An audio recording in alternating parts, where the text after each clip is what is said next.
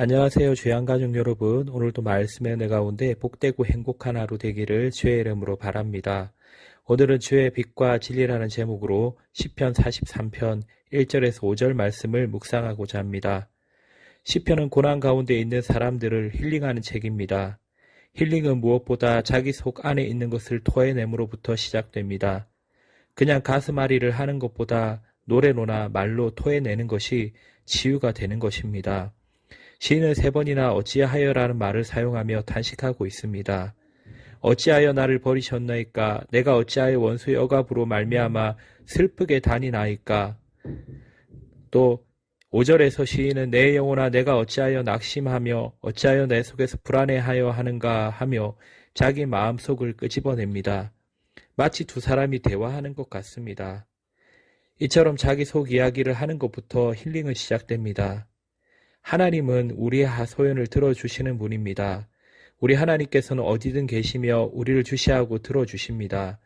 누군가 우리 소리를 들어줄 수 있다면 우리의 고통은 많이 경감될 것입니다. 우리 인생에서 이처럼 답답한 일이 당할 때에, 일들이 잘 풀려지지 않을 때, 불가항력적인 사태에 직면했을 때 우리가 의지할 수 있는 분은 오직 하나님 한 분뿐이십니다. 그렇다면 우리는 소망을 하나님 앞에 둘 수밖에 없습니다. 시인은 5절에서 너는 하나님께 소망을 두라고 자신에게 소리치고 있습니다. 하나님께만 소망을 두라는 말씀입니다. 하나님은 이렇게 자신을 소망하는 자에게 은혜를 베푸십니다. 그러면 어떻게 은혜를 베푸시는지 살펴보겠습니다. 첫째, 하나님은 우리를 은혜롭게 만드십니다. 먼저 하나님은 우리를 사람 앞에서 의롭게 만드십니다. 기독교의 근간이 되는 것은 칭의론입니다. 하나님께서 죄인인 우리를 의롭게 만드셨다는 뜻입니다. 그런데 그 칭의론은 1차적으로는 하나님과 나 사이에서 일어나는 일이 아닙니다. 무엇보다 칭의는 재판 과정상에서 발생합니다. 두 사람이 재판을 다루고 있는데 재판관이 그 중에 한 사람의 손을 들어주는 것이 바로 칭의입니다. 1절에 보면 간사하고 불의한 자와 시인 사이에 재판이 붙었습니다. 그런데 하나님은 전적으로 시인의 편이 되어주셨습니다. 경건치 않은 이방나라와 이스라엘 사이에서 이스라엘을 의롭다고 판결 내리시는 분이 바로 하나님이십니다. 시인은 하나님을 내 송사를 변호하는 분으로 표현합니다. 변호사는 내 사정을 함께하고 나를 지지해 줍니다. 그런데 그런 변호사가 바로 동시에 재판관이 되어서 나의 손을 들어줍니다. 그래서 로마서는 이렇게 고백합니다.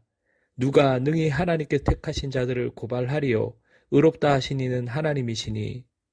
재판에서 이겼을 때를 상상해 봅시다. 하나님이 이기게 하십니다. 무리들 가운데 우리 손을 번쩍 들어 올리십니다. 더 나아가 하나님은 우리 마음 가운데서 우리 불안을 제거하십니다. 우리는 스스로를 자책하는 경향이 강합니다. 오늘 시편 기자도 불안해하는 자기 자신을 달래고 있습니다. 내 스스로 책망하지 못하도록 하나님은 우리를 의롭다고 인정해 주십니다. 로마서 8장 33절 34절에 의롭다 하시는 하나님이신 누가 정죄하리라고 말씀하십니다. 하나님이 우리를 의롭다 하는데 누가 정죄하겠습니까? 내 자신도 못합니다. 우리를 의롭다 여기시는 하나님의 음성을 들어야 합니다. 신이 자기 스스로를 향하여 달래듯이 여러분 스스로를 달래고 하나님의 음성을 들려주시길 바랍니다. 그래서 우리는 아침마다 하나님의 말씀을 듣는 것이 필요합니다. 둘째로 하나님은 우리의 힘이 되십니다. 시편 기자는 2절에서 나의 힘이 되신 하나님이라 고백합니다. 하나님을 의지할 때 하나님은 우리에게 힘을 공급해 주십니다. 성경 여러 곳에서는 하나님이 나의 힘이라고 고백합니다. 이는 내가 가진 지혜, 능력, 은사, 물리적 힘 등 이 모든 것이 나로부터 오는 것이 아니라는 고백입니다. 하나님이 주실 때 우리는 힘도 지혜도 얻을 수 있습니다. 역대기서에서는 하나님의 힘이 되는 모습을 매우 위대하게 보여주고 있습니다. 여호사밧 왕이 모압과 암몬의 대군이 쳐들어왔는데 전투는 하지 않고 오히려 금식을 선포합니다. 그리고는 우리 하나님이여 그들을 징벌하지 아니하시나이까. 우리를 치러 오는 이 큰 무리를 우리가 대적할 능력이 없고 어떻게 할 줄도 알지 못하였고 오직 주만 바라봅니다 하고 기도합니다.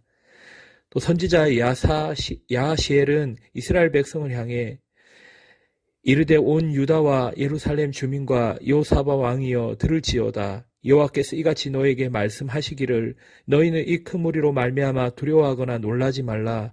이 전쟁은 너희에게 속한 것이 아니요 하나님께 속한 것이니라 라고 말씀으로 격려합니다.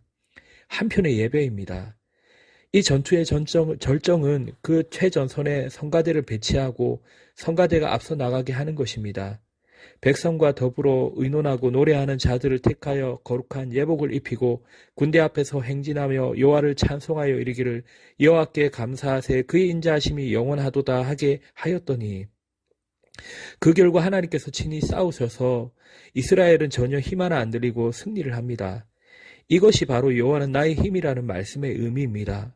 매우 극적으로 그려지고 있지만 신앙인들의 힘은 어디서 나오는지를 또한 매우 극단적으로 잘 보여주고 있습니다. 하나님을 소망하는 자에게 하나님께서 도와주십니다. 때로는 3절 말씀처럼 주의 빛과 주의 진리를 보내어 우리를 인도하십니다.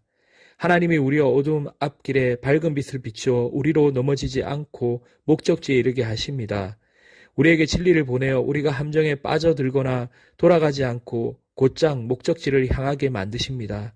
이것이 바로 우리의 힘 대신 하나님의 도움입니다. 셋째, 하나님 우리를 기쁘시게 만드십니다. 하나님이 우리를 얼마나 기쁘게 하시는지 4절에 큰 기쁨의 하나님이라고 고백합니다. 얼마나 기쁘기에 큰 기쁨이라고 했을까요? 하나님은 우리 안에서 기쁨을 불러일으키는 분입니다. 도무지 웃을 수 없는 상황인데도 우리 안에서 찬송이 나오게 만드십니다. 사도 바울은 채찍에 맞고 빌립보 감옥에 갇혀서도 하나님을 높여 찬송하였습니다. 하나님은 우리에게 기쁨을 가져다 줍니다. 내 안에 기쁨이 솟구치도록 만들어 주십니다. 넷째로 하나님은 소망을 바라는 이에게 나타나 도우십니다. 그가 나타나 도우심으로 말미암아 내 하나님을 여전히 찬송하리로다. 하나님께 소망을 둔 자에게 임재하셔서 도우시고 찬송하게 된다라는 것입니다. 종교개혁이 한창이던 어느 날 마르틴 루터는 궁지에 몰려 몹시 상심하고 낙심되어 있었습니다. 그때 루터의 아내가 상복을 입고 루터에게 나타났습니다. 루터는 누가 죽었냐고 물었습니다. 그러자 루터의 아내는 예, 하나님께서 돌아가셨습니다 하고 대답했습니다. 그것이 무슨 말이요? 하나님이 돌아가시다니 하고 묻자 그 지혜로운 아내는 이렇게 대답했습니다. 하나님이 돌아가시지 않았다면 당신이 그토록 기가 죽어 있을 수 있단 말이요.